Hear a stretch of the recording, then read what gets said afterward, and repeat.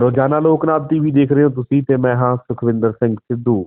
ਅੱਜ ਕਿਸਾਨੀ ਸੰਘਰਸ਼ ਨੂੰ, ਕਿਸਾਨਾਂ ਨੂੰ ਦਿੱਲੀ ਦੇ ਵਿੱਚ ਡਟਿਆ ਹੋਇਆਂ ਨੂੰ ਪੂਰਾ 1 ਮਹੀਨਾ ਹੋ ਗਿਆ ਹੈ ਤੇ ਅਸੀਂ ਲਗਾਤਾਰ ਆਪਣੀ ਕਵਰੇਜ ਦੇ ਰਾਹੀਂ ਤੁਹਾਨੂੰ ਅੰਦੋਲਨ ਦੀ ਇੱਕ ਖਬਰ ਦੱਸਦੇ ਰਹੇ ਹਾਂ ਤੇ ਅੱਜ ਵੀ ਕੁਝ ਅਹਿਮ ਖਬਰਾਂ ਨੇ ਅੰਦੋਲਨ ਦੇ ਨਾਲ ਜੁੜੀਆਂ ਹੋਈਆਂ, ਜਿਹਦੇ ਤੇ ਅਸੀਂ ਡਿਸਕਸ ਕਰਾਂਗੇ ਤੇ ਕੁਝ ਖਬਰਾਂ ਤੁਹਾਨੂੰ ਨਵੀਆਂ ਵੀ ਦੱਸਾਂਗੇ। ਮੇਰੇ ਨਾਲ ਪ੍ਰੋਫੈਸਰ PS ਭੋਗਲ ਸਾਹਿਬ ਨੇ। ਸਭ ਤੋਂ ਪਹਿਲਾਂ ਉਹਨਾਂ ਦਾ ਸਵਾਗਤ ਕਰਦੇ ਹਾਂ। ਭੋਗਲ ਸਾਹਿਬ, ਸਵਾਗਤ ਹੈ ਪ੍ਰੋਗਰਾਮ ਵਿੱਚ। ਧੰਨਵਾਦ ਸੁਖਵਿੰਦਰ ਤੁਹਾਡਾ। ਤੁਸੀਂ ਮੋਰਚੇ ਤੋਂ ਸਿੱਧਾ ਗੱਲਬਾਤ ਕਰ ਰਹੇ ਹੋ। ਆਪਾਂ ਕਿਸਾਨਾਂ ਦੇ ਸੰਘਰਸ਼ ਦੀ ਚਰਚਾ ਕਰਦੇ ਰਹਿੰਦੇ ਹਾਂ। ਅੱਜ ਤੁਹਾਡੇ ਕੋਲ ਕੀ ਖਬਰ ਹੈ ਨਵੀਂ? ਜੀ ਭੋਗਲ ਸਾਹਿਬ, ਸਭ ਤੋਂ ਪਹਿਲਾਂ ਤਾਂ ਇੱਥੇ ਆਪਾਂ ਗੱਲਬਾਤ ਕਰੀਏ ਕਿ ਜਿਹੜਾ ਅੱਜ 26 ਦਸੰਬਰ ਹੈ, ਕਿਸਾਨਾਂ ਦਾ ਜਿਹੜਾ ਅੰਦੋਲਨ ਨੂੰ ਦਿੱਲੀ ਦੇ ਵਿੱਚ ਪੰਜਾਬ ਤੋਂ ਲੈ ਕੇ ਦਿੱਲੀ ਤੱਕ ਪਹੁੰਚਣ ਦੇ ਜਿਹੜਾ ਪੂਰਾ ਸਫ਼ਰ ਹੈ, ਇਹ ਅੰਦੋਲਨ ਅੱਜ 1 ਮਹੀਨਾ ਪੂਰਾ ਹੋ ਗਿਆ। ਸਭ ਤੋਂ ਪਹਿਲਾਂ ਆਪਾਂ ਆਪਣੇ ਦਰਸ਼ਕਾਂ ਨੂੰ ਦੱਸ ਦਈਏ ਕਿ ਇਸ 1 ਮਹੀਨੇ ਦੇ ਅੰਦੋਲਨ ਦੇ ਦੌਰਾਨ ਬੇਸ਼ੱਕ ਹਾਲੇ ਬਿੱਲ ਵਾਪਸ ਕਰਾਉਣ ਦੇ ਵਿੱਚ ਆਪਾਂ ਕਾਮਯਾਬ ਨਹੀਂ ਹੋ ਸਕੇ, ਪਰ ਫਿਰ ਵੀ ਕੀ ਪ੍ਰਾਪਤੀਆਂ ਰਹੀਆਂ ਸਾਡੇ ਇਸ ਮੋਰਚੇ ਦੀਆਂ 1 ਮਹੀਨੇ ਦੇ ਦੌਰਾਨ? ਦੇਖੋ ਸੁਖਵਿੰਦਰ, ਇਹ ਜਿਹੜਾ 1 ਮਹੀਨਾ ਸਾਡੇ ਪੰਜਾਬ ਦੇ ਲੋਕ, ਫਿਰ ਨਾਲ ਹਰਿਆਣੇ ਦੇ ਕਿਸਾਨ ਔਰ ਦੂਸਰੇ ਲੋਕ ਸਭ ਵਰਗਾਂ ਦੇ, ਔਰ ਯੂਪੀ ਤੋਂ ਔਰ ਕੁਛ ਦੂਸਰੇ ਰਾਜਾਂ ਤੋਂ ਲੋਕ ਆਏ ਦਿੱਲੀ ਬੈਠੇ ਹੈ ਜੀ। ਇਸ ਦਾ ਜਿਹੜਾ ਹੈਗਾ, ਇਹ ਐਫਰਟ ਜਿਹੜੀ ਹੈ, ਇਹ ਸਾਰੀ ਜਿਹੜੀ ਕਵਾਇਦ ਹੈ ਅਜਾਈ ਨਹੀਂ ਗਈ ਜੀ। ਜਿੱਥੋਂ ਤੱਕ ਪੰਜਾਬ ਦਾ ਸੰਬੰਧ ਹੈ, ਇੱਕ ਤਾਂ ਪੰਜਾਬ ਦੇ ਬਾਰੇ ਪਿਛਲੇ ਕੁਝ ਸਾਲਾਂ ਤੋਂ ਕਾਫੀ ਕਿਸਮ ਦੇ ਵਹਿਮ ਭਰਮ ਜਿਹੜੇ ਹੈ ਉਹ ਚੱਲੇ ਆ ਰਹੇ ਸੀ ਕਿ ਪੰਜਾਬ 'ਚ ਨਸ਼ਿਆਂ ਕਰਕੇ ਬਿਲਕੁਲ ਬਰਬਾਦ ਹੋ ਗਿਆ, ਪੰਜਾਬ ਹੁਣ ਖਤਮ ਹੋ ਗਿਆ, ਲੋਕ ਬਾਹਰ ਭੱਜੇ ਜਾਂਦੇ ਨੇ, ਨੌਜਵਾਨ ਪੀੜ੍ਹੀ ਬਾਹਰ ਭੱਜੀ ਜਾਂਦੀ ਹੈ ਜੀ। ਪੰਜਾਬ ਕੋਈ ਹੁਣ ਜੁਝਾਰੂ ਕਿਸਮ ਦੇ ਲੋਕ ਹੀ ਨਹੀਂ ਰਹੇ ਜੀ। ਤੇ ਉਹ ਜਿਹੜਾ ਹੈਗਾ ਵਹਿਮ ਭਰਮ ਜਿਹੜਾ ਹੈਗਾ, ਬਹੁਤ ਹੀ ਖੂਬਸੂਰਤੀ ਨਾਲ, ਬੜੇ ਚੰਗੇ ਤਰੀਕੇ ਨਾਲ, ਬੜੀ ਮਜ਼ਬੂਤੀ ਨਾਲ ਤੋੜਿਆ ਇਸ ਅੰਦੋਲਨ ਨੇ। ਪੰਜਾਬੀਆਂ ਨੇ ਇੱਕ ਵਾਰ ਫਿਰ ਦਿਖਾਇਆ ਕਿ ਉਹਨਾਂ ਦੇ ਵਿੱਚ ਉਹ ਜਿਹੜੀ ਭਾਵਨਾ ਹੈ ਬੇਇਨਸਾਫੀ ਦੇ ਖਿਲਾਫ ਲੜਨ ਦੀ, ਇਕੱਠੇ ਹੋ ਕੇ ਭਾਈਚਾਰਕ ਸਾਂਝ ਜਿਹੜੀ ਸਾਡੀ ਕਈ ਵਾਰੀ ਲੱਗਦਾ ਸੀ ਕਮਜ਼ੋਰ ਹੋ ਰਹੀ ਹੈ, ਉਹ ਵੀ ਉੱਭਰ ਕੇ ਸਾਹਮਣੇ ਆਈ। ਸਾਡੇ ਜਿਹੜੀ ਧਰਮ ਨਿਰਪੱਖਤਾ ਦੀ ਭਾਵਨਾ ਹੈ, ਸਾਡੇ ਤਾਂ ਜਿਹੜਾ ਪੰਜਾਬ ਨੂੰ ਗੁਰੂਆਂ ਦੀ ਆਸ਼ੀਰਵਾਦ ਹੈ ਕਿ ਸੱਜੇ ਸਾਂਝੀਵਾਲ ਸਦਾਇਮ ਦੀ ਗੱਲ ਜਿਹੜੀ ਇੱਥੇ ਹੁੰਦੀ ਰਹੀ ਹੈ ਸਦੀਆਂ ਤੋਂ, ਤੇ ਉਹ ਭਾਵਨਾ ਵੀ ਜਿਹੜੀ ਦੇਖਣ ਨੂੰ ਮਿਲੀ ਹੈ ਜੀ। ਬਹੁਤ ਬੜਾ ਇੱਕ ਜਿਹੜਾ ਹੈ ਪੰਜਾਬੀਆਂ ਨੇ, ਜਿਹਨੂੰ ਅਸੀਂ ਕਹਿੰਦੇ ਕਿ ਇੰਡੀਅਨ ਸੋਸਾਇਟੀ ਦੇ ਵਿੱਚ, ਭਾਰਤੀ ਸਮਾਜ ਦੇ ਵਿੱਚ, they have made a very strong comeback. ਬੜੀ ਮਜ਼ਬੂਤੀ ਨਾਲ ਵਾਪਸ ਆ ਕੇ ਉਹਨਾਂ ਨੇ ਆਪਣਾ ਖੋਇਆ ਹੋਇਆ ਵਕਾਰ ਜਿਹੜਾ ਹੈ ਉਹ ਸਥਾਪਿਤ ਕਰ ਲਿਆ ਜੀ। ਇੱਕ ਤਾਂ ਗੱਲ ਇਹ ਬਹੁਤ ਬੜੀ ਹੈ। ਦੂਸਰੀ ਗੱਲ ਇਹ ਹੈ ਕਿ ਇਹ ਜਿਹੜੀ ਕੇਂਦਰ ਦੇ ਵਿੱਚ ਸਰਕਾਰ ਹੈ, BJP ਦੀ ਸਰਕਾਰ, ਇਸ ਦੀ ਜੋ ਵੀ ਪਿਛਲੇ 6 ਸਾਲ ਤੋਂ ਇੱਥੇ ਕੁਛ ਹੋ ਰਿਹਾ ਸੀ, ਇਹਨਾਂ ਨੇ ਇੱਕ ਤੋਂ ਇੱਕ ਜਿਹੜਾ ਹੈ ਇਸ ਤਰ੍ਹਾਂ ਦੀਆਂ ਹਰਕਤਾਂ ਕੀਤੀਆਂ। ਸਰਕਾਰ ਨੇ ਕਾਨੂੰਨ ਬਣਾਏ, ਇਹਨਾਂ ਨਾਲ ਦੇਸ਼ ਦੀ ਜਿਹੜੀ ਸਾਂਝ ਹੈ ਉਸ ਨੂੰ ਸੱਟ ਵੱਜੀ, ਦੇਸ਼ ਦੀ ਸੰਸਥਾਵਾਂ ਨੂੰ ਸੱਟ ਵੱਜੀ, ਤੇ ਇਸ ਤਰ੍ਹਾਂ ਲੱਗਦਾ ਸੀ ਕਿ ਇਹਨਾਂ ਨੂੰ ਕੋਈ ਵੰਗਾਰਨ ਵਾਲਾ ਹੀ ਹੈ ਨਹੀਂ, ਇਹਨਾਂ ਦੇ ਖਿਲਾਫ ਕੋਈ ਆਵਾਜ਼ ਚੁੱਕਣ ਵਾਲਾ ਹੀ ਹੈ ਨਹੀਂ। ਤੋ ਇਹ ਵੀ ਜਿਹੜੀ ਹੈ ਇੱਕ ਭਰਮ ਹੈ ਉਸ ਸਰਕਾਰ ਦਾ ਕਿ ਜੀ ਸਾਡੇ ਕੋਲ 303 MP ਹੈ, ਸਾਡੇ ਪਿੱਛੇ RSS ਦਾ ਮਜ਼ਬੂਤ ਸੰਗਠਨ ਹੈ, ਔਰ ਅਸੀਂ ਹਿੰਦੂਵਾਦ ਦੇ ਨਾਂ ਦੇ ਉੱਤੇ ਆਏ, ਔਰ ਹਿੰਦੂ ਇਸ ਦੇਸ਼ ਦੇ ਵਿੱਚ ਉਹਨਾਂ ਦੀ ਬਹੁਤ ਸੰਖਿਆ, ਕਿ ਸਾਨੂੰ ਕੌਣ ਹਿਲਾ ਸਕਦਾ। ਉਹਨਾਂ ਦਾ ਵੀ ਜਿਹੜਾ ਵਹਿਮ ਹੈ ਤੋੜਿਆ, ਔਰ ਲੋਕਾਂ ਨੇ, ਭਾਰਤ ਦੇ ਲੋਕਾਂ ਨੂੰ ਮੈਂ ਇਸ ਚੀਜ਼ ਦਾ ਕ੍ਰੈਡਿਟ ਦਿੰਦਾ ਕਿ ਉਹਨਾਂ ਨੇ ਇਸ ਭਰਮ ਨੂੰ ਵੀ ਤੋੜਿਆ ਕਿ ਠੀਕ ਹੈ, ਇਸ ਦੇਸ਼ ਦੇ ਵਿੱਚ ਹਿੰਦੂਆਂ ਦੀ ਮੈਜੋਰਿਟੀ ਹੈਗੀ ਹੈ, ਲੇਕਿਨ ਹਿੰਦੂ, ਬਹੁਤ ਸਾਰੇ ਹਿੰਦੂ ਸੰਪਰਦਾਇਵਾਦੀ ਨਹੀਂ, ਕੁਛ ਇੱਕ ਹੈ ਜਿਹੜੇ BJP ਮਾਈਂਡਡ ਵਾਲੇ ਹੋਣਗੇ, ਲੇਕਿਨ ਭਾਰਤ ਦੇ ਵਿੱਚ ਜਿਹੜੀ ਸੈਕੂਲਰ ਪੋਲਿਟੀ ਜਿਹੜੀ ਹੈ, ਇੱਕ ਸੈਕੂਲਰ, ਇੱਕ ਧਰਮ ਨਿਰਪੱਖ ਰਾਜਨੀਤੀ ਦੀ ਜਿਹੜੀ ਨੀਂਹ ਰੱਖੀ ਗਈ ਸੀ ਸਾਡੇ ਸੰਵਿਧਾਨ 'ਚ, ਪੰਡਿਤ ਜਵਾਹਰ ਲਾਲ ਨਹਿਰੂ ਔਰ ਦੂਸਰੇ ਨੇਤਾਵਾਂ ਨੇ, ਸ਼ਹੀਦ ਭਗਤ ਸਿੰਘ ਵਰਗਿਆਂ ਨੇ, ਉਸ ਦੀ ਜਿਹੜੀ ਸਥਾਪਤੀ ਹੈ ਉਸ ਨੂੰ ਵੀ ਦੁਬਾਰਾ ਤੋਂ ਮੋਹਰ ਲੱਗੀ ਹੈ ਕਿ ਨਹੀਂ, ਅਸੀਂ ਸੈਕੂਲਰ ਹਾਂ। BJP ਦਾ ਜਿਹੜਾ ਹਿੰਦੂਤਵ ਦਾ ਏਜੰਡਾ ਹੈ ਉਹ ਹੌਲੀ ਹੌਲੀ ਨਕਾਰਨਾ ਸ਼ੁਰੂ ਹੋ ਗਿਆ, ਔਰ ਆਉਣ ਵਾਲੇ ਸਾਲਾਂ 'ਚ ਦੇਸ਼ ਦਾ ਜਿਹੜਾ ਹੈ ਬਕਾਇਦਾ ਸਾਨੂੰ ਉਦਾਹਰਨ ਮਿਲੇਗੀ ਕਿ ਇਹ ਸੱਤਾ ਤੋਂ ਜਿਹੜੇ ਹੈ ਲਾਂਭੇ ਹੋਣਗੇ। ਇਹ ਵੀ ਬਹੁਤ ਬੜੀ ਪ੍ਰਾਪਤੀ ਹੈ। ਤੀਜੀ ਮੈਂ ਗੱਲ ਇਹ ਕਹੂੰਗਾ ਕਿ ਜਿੱਥੋਂ ਤੱਕ ਕਿਸਾਨ ਜਿਹੜੇ ਹੈ ਖੇਤੀ ਵਿਰੋਧਾਂ ਦਾ, ਜਿਹੜੇ ਖੇਤੀ ਬਿੱਲਾਂ ਦਾ ਜਿਹੜੇ ਵਿਰੋਧ ਦੇ ਉੱਤੇ ਅਸੀਂ ਇਕੱਠੇ ਹੋਏ ਸੀ, ਉਸ ਸੰਬੰਧੀ ਵੀ ਕਾਫੀ ਪ੍ਰਾਪਤੀ ਹੈ, ਕਿਉਂਕਿ ਜਦੋਂ ਤੱਕ ਕਿਸਾਨ 2 ਮਹੀਨੇ ਪੰਜਾਬ ਬੈਠੇ ਰਹੇ ਜੀ, ਸਿੰਘੂ ਜਿਹੜਾ ਸਾਡਾ ਸ਼ੰਭੂ ਬੈਰੀਅਰ ਹੈ ਉੱਥੇ ਬੈਠੇ ਰਹੇ, ਦੂਸਰੀ ਜਗ੍ਹਾ ਦੇ ਉੱਤੇ ਮੋਰਚੇ ਲੱਗਦੇ ਰਹੇ, ਇਸ ਸਰਕਾਰ ਦੇ ਕੰਨਾਂ ਦੇ ਉੱਤੇ ਜੂੰ ਨਹੀਂ ਰੰਗੀ, ਇਹ ਟਸ ਤੋਂ ਮਸ ਨਹੀਂ ਹੋਏ ਜੀ, ਔਰ ਇਸ ਤਰ੍ਹਾਂ ਲੱਗਦਾ ਸੀ ਕਿ ਉਹਨਾਂ ਨੂੰ ਪਰਵਾਹ ਹੀ ਕੁਝ ਨਹੀਂ। ਲੇਕਿਨ ਜਦੋਂ ਕਿਸਾਨਾਂ ਨੇ ਸਾਰੀਆਂ ਔਕੜਾਂ ਪਾਰ ਕਰਦੇ ਹੋਏ, ਤੁਹਾਨੂੰ ਯਾਦ ਹੋਏਗਾ ਕਿ ਪਿਛਲੇ ਮਹੀਨੇ ਜਦੋਂ ਕਿਸਾਨ ਸ਼ੰਭੂ ਬੈਰੀਅਰ ਤੋਂ ਦਿੱਲੀ ਵੱਲ ਤੁਰੇ ਸੀ, ਹਰਿਆਣਾ ਸਰਕਾਰ ਨੇ ਆਪਣਾ ਤਿਲ ਦਾ ਜ਼ੋਰ ਲਾ ਰਿਹਾ ਸੀ ਕਿ ਇਹਨਾਂ ਨੂੰ ਰੋਕਣਾ, ਜੀ ਉਹ ਕੁਛ ਕੀਤਾ ਜਿਹੜਾ ਪਹਿਲਾਂ ਸਾਡੇ ਇੱਥੇ ਨਹੀਂ ਹੋਇਆ। ਇਸ ਦੇ ਬਾਵਜੂਦ ਕਿਸਾਨ ਸਾਡੇ ਜਿਹੜੇ ਹੈ, ਨੌਜਵਾਨ, ਬਜ਼ੁਰਗ, ਬੱਚੇ, ਬਜ਼ੁਰਗ ਔਰਤਾਂ, ਦੂਸਰੇ ਲੋਕ, ਦੂਸਰੇ ਵਰਗਾਂ ਦੇ ਲੋਕ ਉਹਨਾਂ ਦੇ ਨਾਲ ਦਿੱਲੀ ਪਹੁੰਚੇ ਤੇ ਫਿਰ ਇਸ ਸਰਕਾਰ ਨੂੰ ਮਹਿਸੂਸ ਹੋਇਆ ਕਿ ਨਹੀਂ, ਹੁਣ ਸਾਨੂੰ ਕੁਛ ਨਾ ਕੁਛ ਇਹਦਾ ਹੁੰਗਾਰਾ ਭਰਨਾ ਪੈਣਾ। ਸੋ ਉਹ ਸਰਕਾਰ ਜਿਹੜੀ ਪਹਿਲਾਂ ਮਛਲੀ ਹੋ ਕੇ ਚੁੱਪ ਬੈਠੀ ਸੀ, ਉਹਨਾਂ ਨੂੰ ਹੁੰਗਾਰਾ ਭਰਨਾ ਪਿਆ ਔਰ ਉਹਨਾਂ ਨੂੰ ਇਹ ਕਹਿਣਾ ਪਿਆ कि हाँ जी, हम आपके साथ बात करने के लिए तैयार हैं और इस कानून में तब्दीली करने के लिए भी तैयार हैं। पहले तो ਮੰਨਦੇ ਹੀ ਨਹੀਂ ਸੀ। ਜੀ ਇਹ ਵੀ ਆਪਣੇ ਆਪ ਦੇ ਵਿੱਚ ਜਿਹੜੀ ਹੈ ਇੱਕ ਬਹੁਤ ਵੱਡੀ ਪ੍ਰਾਪਤੀ ਹੈ ਔਰ ਸਾਡੀ ਓਵਰਆਲ ਜੇ ਅਸੀਂ ਮੈਂ ਕਹਾਂ ਭਾਰਤ ਦੀ ਰਾਜਨੀਤੀ ਦੇ ਪੱਖੋਂ ਜਿਹੜੀ ਸਾਡੀ ਨੈਸ਼ਨਲ ਪੋਲਿਟਿਕਸ ਹੈ, ਪੰਜਾਬ ਪੋਲਿਟਿਕਸ ਤੇ ਤਾਂ ਇਹਦਾ ਬਹੁਤ ਫਾਰ ਰੀਚਿੰਗ ਦਾ ਅਸਰ ਪਏਗਾ। ਭਾਰਤ ਦੀ ਰਾਜਨੀਤੀ ਤੇ ਵੀ ਇਸ ਮੁਹਿੰਮ ਦਾ ਜਿਹੜੀ ਇਹ ਪੰਜਾਬੀਆਂ ਨੇ ਪਹਿਲ ਕੀਤੀ ਹੈ, ਇਹ ਬਹੁਤ ਬੜਾ ਇਹਦਾ ਜਿਹੜਾ ਹੈ ਪ੍ਰਭਾਵ ਪੈਣ ਵਾਲਾ ਆਉਣ ਵਾਲੇ ਸਾਲਾਂ ਦੇ ਵਿੱਚ। ਜੇ ਗੱਲ ਕਰੀਏ ਪ੍ਰਵਾਸੀ ਪੰਜਾਬੀਆਂ ਦੀ, ਜਿਹੜੇ ਪੰਜਾਬੀ ਪੰਜਾਬ ਤੋਂ ਬਾਹਰਲੇ ਦੇਸ਼ਾਂ ਦੇ ਵਿੱਚ ਰਹਿ ਰਹੇ ਨੇ, ਉਹਨਾਂ ਦਾ ਵੀ ਜਿਹੜਾ ਪੰਜਾਬ ਪ੍ਰਤੀ ਪਿਆਰ ਉਮੜ ਕੇ ਸਾਹਮਣੇ ਆ ਰਿਹਾ। ਜਿਸ ਤਰੀਕੇ ਨਾਲ ਅੰਦੋਲਨ ਦੇ ਵਿੱਚ ਵੀ ਉਹਨਾਂ ਦੇ ਵੱਲੋਂ ਯੋਗਦਾਨ ਕਰੋੜਾਂ ਰੁਪਇਆਂ ਦਾ ਦਿੱਤਾ ਜਾ ਰਿਹਾ, ਤਾਂ ਉਹਨਾਂ ਦੇ ਵੱਲੋਂ ਇੱਕ ਇਹ ਵੀ ਸੰਯੁਕਤ ਰਾਸ਼ਟਰ ਦੇ ਵਿੱਚ ਜਾਣ ਦੀ ਵੀ ਜਿਹੜੀ ਹੈਗੀ ਕਵਾਇਦ ਜਾਰੀ ਹੈ। ਲਗਾਤਾਰ ਪਟੀਸ਼ਨ ਪਾਉਣ ਦੀ ਜਿਹੜੀ ਕਵਾਇਦ ਜਾਰੀ ਹੈ, ਉਹਨਾਂ ਵੱਲੋਂ ਸਾਈਨ ਕਰਵਾਏ ਜਾ ਰਹੇ ਨੇ। ਮੇਰੇ ਖਿਆਲ 'ਚ ਉਹ ਸਾਈਨ ਪੂਰੇ ਵੀ ਹੋ ਚੁੱਕੇ ਆ ਪਟੀਸ਼ਨ ਪਾਉਣ ਦੇ ਲਈ, ਜਿੰਨੇ ਸਾਈਨ ਚਾਹੀਦੇ ਨੇ।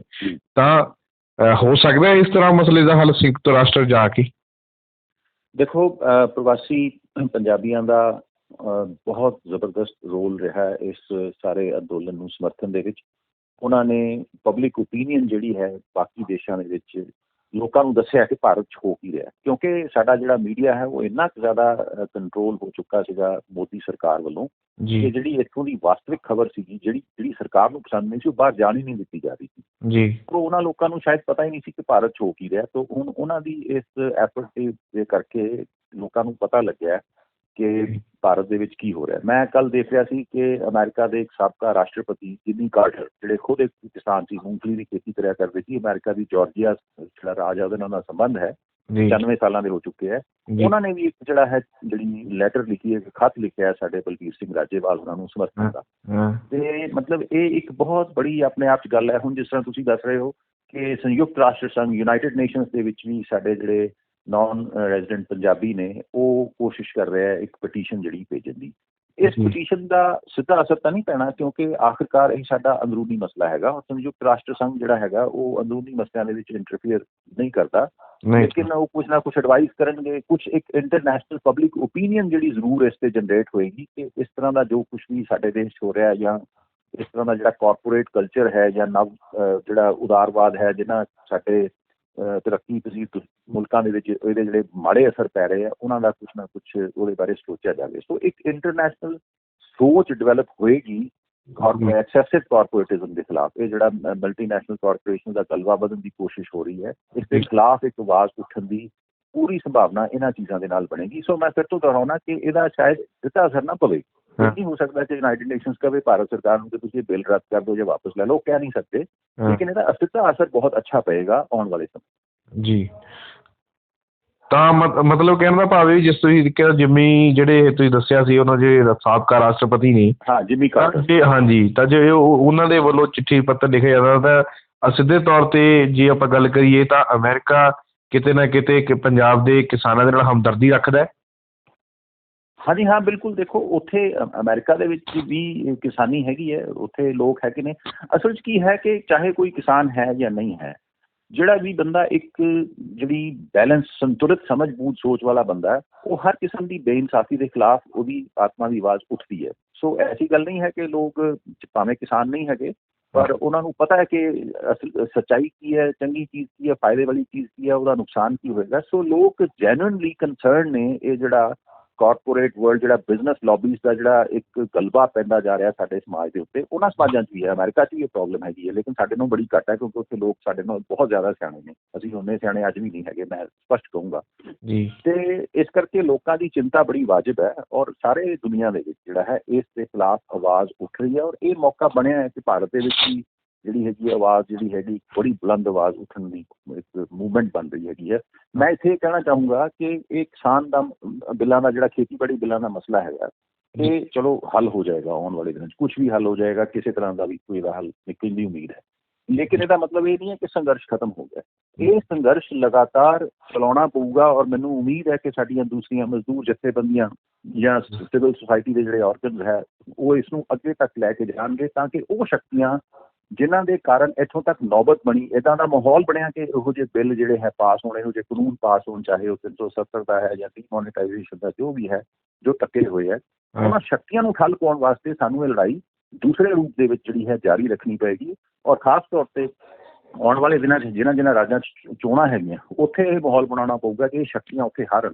ਫਿਰ 2024 ਦੇ ਵਿੱਚ ਲੋਕ ਸਭਾ ਇਲੈਕਸ਼ਨ ਦੁਬਾਰਾ ਤੋਂ ਹੋਣਗੇ, ਸਾਡੇ 5 ਸਾਲ ਬਾਅਦ ਜਿਹੜੇ ਇਲੈਕਸ਼ਨ ਹੁੰਦੇ ਹੈ, ਉੱਥੇ ਵੀ ਇਹ ਮਾਹੌਲ ਬਣਾਉਣਾ ਪਊਗਾ ਕਿ ਇਹਨਾਂ ਸ਼ਕਤੀਆਂ ਨੂੰ ਜਿਹੜੀ ਹੈ ਉਹ ਮੂੰਹ ਤੋੜਵੀਂ ਹਾਰ ਦਿੱਤੀ ਜਾ ਸਕੇ, ਤਾਂ ਕਿ ਇਹ ਪੂਰਾ ਦਾ ਪੂਰਾ ਜਿਹੜੀ ਇਹਨਾਂ ਦੀ ਜੜ ਹੈ ਉੱਥੇ ਵਾਰ ਕੀਤਾ ਜਾ ਸਕੇ। ਤਾਂ ਇਹ ਸੰਘਰਸ਼ ਜਿਹੜਾ ਹੈ, ਖੇਤੀਬਾੜੀ ਬਿੱਲ ਦਾ ਕੋਈ ਹੱਲ ਹੋ ਜਾਏ, ਸਰਕਾਰ ਵਾਪਸ ਲੈ ਲੇ ਜਾਂ ਕੋਈ ਸਮਝੌਤਾ ਹੋ ਕੇ ਕੋਈ ਹੱਲ ਨਿਕਲੇ ਤਾਂ ਚਲੋ ਆਉਣ ਵਾਲੇ ਦਿਨ ਦੱਸਣਗੇ, ਲੇਕਿਨ ਇਹ ਸੰਘਰਸ਼ ਉਸ ਤੋਂ ਬਾਅਦ ਵੀ ਜਾਰੀ ਰੱਖਣਾ ਪਏਗਾ ਸਾਨੂੰ ਕਿਸੇ ਦੂਸਰੇ ਰੂਪ। ਹੁਣ ਲਗਾਤਾਰ ਸੱਦੇ ਪੱਤਰ ਵੀ ਦਿੱਤੇ ਜਾ ਰਹੇ ਆ ਕਿਸਾਨ ਜਥੇਬੰਦੀਆਂ ਨੂੰ ਕੇਂਦਰ ਦੇ ਵੱਲੋਂ, ਹਾਲਾਂਕਿ ਵਾਰ-ਵਾਰ ਉਹਨਾਂ ਦੇ ਵੱਲੋਂ ਜਿਸ ਤਰੀਕੇ ਨਾਲ ਪੱਤਰ ਭੇਜੇ ਜਾ ਰਹੇ ਆ, ਪਰ ਪਿਛਲੀ ਵਾਰ ਜਿਹੜਾ ਪੱਤਰ ਭੇਜਿਆ ਸੀ ਆਪਾਂ ਕੱਲ੍ਹ ਉਹਦੇ 'ਤੇ ਡਿਸਕਸ ਵੀ ਕੀਤਾ ਸੀ, ਤਾਂ ਕਿਸਾਨ ਜਥੇਬੰਦੀਆਂ ਦੇ ਵੱਲੋਂ ਇਗਨੋਰ ਕਰ ਦਿੱਤਾ ਗਿਆ ਸੀ। ਉਹਨਾਂ ਦੇ ਵੱਲੋਂ ਕਿਹਾ ਗਿਆ ਸੀਗਾ ਕਿ ਜਿਹੜਾ ਇਹ ਚਿੱਠੀ ਪੱਤਰ ਸਾਨੂੰ ਭੇਜਿਆ ਗਿਆ ਇਹਦੇ ਵਿੱਚ ਕੋਈ ਸਮਾਂ ਸਥਾਨ ਨਹੀਂ ਦੱਸਿਆ। ਉਹਨਾਂ ਨੇ ਕੇਂਦਰ ਦੇ ਵੱਲੋਂ ਕਿਹਾ ਗਿਆ ਸੀ ਕਿ ਕਿਸਾਨਾਂ ਦੀ ਸਹੂਲਤ ਨੂੰ ਦੇਖਦੇ ਅਸੀਂ ਸਮਾਂ ਉਹਨਾਂ 'ਤੇ ਛੱਡਿਆ ਹੋਇਆ।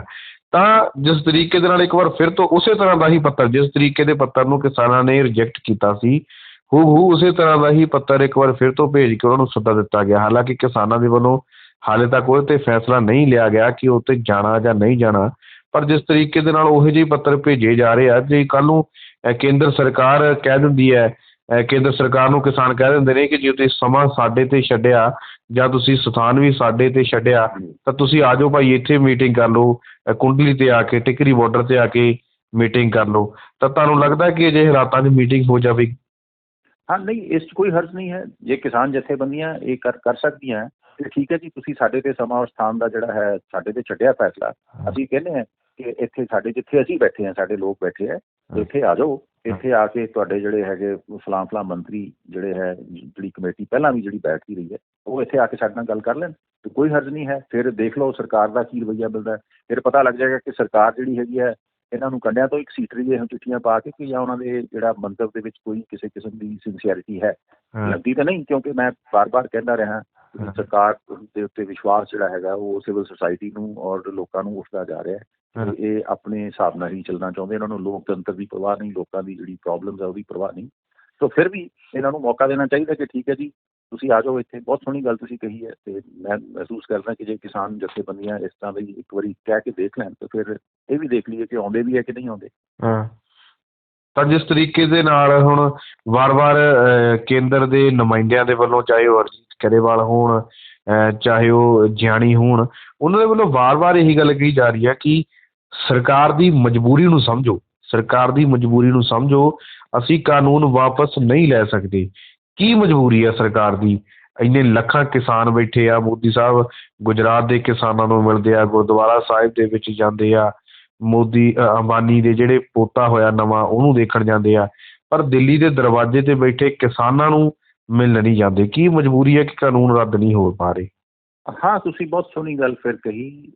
ਇਹ ਪ੍ਰਧਾਨ ਮੰਤਰੀ ਜਿਹੜਾ ਇੱਥੇ ਇੰਨੀਆਂ ਜਗ੍ਹਾ ਦੇ ਉੱਤੇ ਜਾ ਰਿਹਾ ਹੈ, ਤਰ੍ਹਾਂ ਦੇ ਨਿੱਤ ਨਵੇਂ ਡਰਾਮੇ ਔਰ ਝੂਠ ਜਿਹੜਾ ਇਸ ਪ੍ਰਧਾਨ ਮੰਤਰੀ ਦੇ ਨਾਂ ਦੇ ਨਾਲ ਜੁੜ ਰਿਹਾ ਹੈ, ਉਸ ਤੋਂ ਕਿਉਂ ਨਹੀਂ ਇਸ ਗੱਲ ਦੀ ਉਮੀਦ ਰੱਖੀ ਜਾ ਸਕਦੀ ਕਿ ਉਹ 30 ਕਿਲੋਮੀਟਰ ਤੇ ਬੈਠੇ ਉਹਦੇ ਘਰ ਤੋਂ ਜਿਹੜਾ ਹੈ 7 ਰੇਸ ਕੋਰਸ ਤੋਂ ਉੱਥੇ ਆ ਕੇ ਕਿਸਾਨਾਂ ਦੇ ਵਿੱਚ ਖੜੇ ਹੋ ਕੇ ਇਹ ਗੱਲ ਕਹਿ ਦੇ ਕਿ ਸਾਡੀ ਮਜਬੂਰੀ ਸਮਝੋ। ਸ਼ਾਇਦ ਕਿਸਾਨ, ਕਿਉਂਕਿ ਸਾਡੇ ਲੋਕ ਜਿਹੜੇ ਨਾ ਪੰਜਾਬੀ, ਇਹਨਾਂ ਦਾ ਹਿਰਦਾ ਬੜਾ ਵਿਸ਼ਾਲ ਹੈ ਤੇ ਜਦੋਂ ਕਿਸੇ ਨੂੰ ਮਾਫ਼ ਕਰਨ ਤੇ ਆਉਂਦੇ ਤੇ ਫਿਰ ਉਹਦੇ ਪਿਛਲੇ ਜਨਮਾਂ ਦੇ ਪਾਪ ਨੂੰ ਮਾਫ਼ ਕਰ ਦਿੰਦੇ ਆ।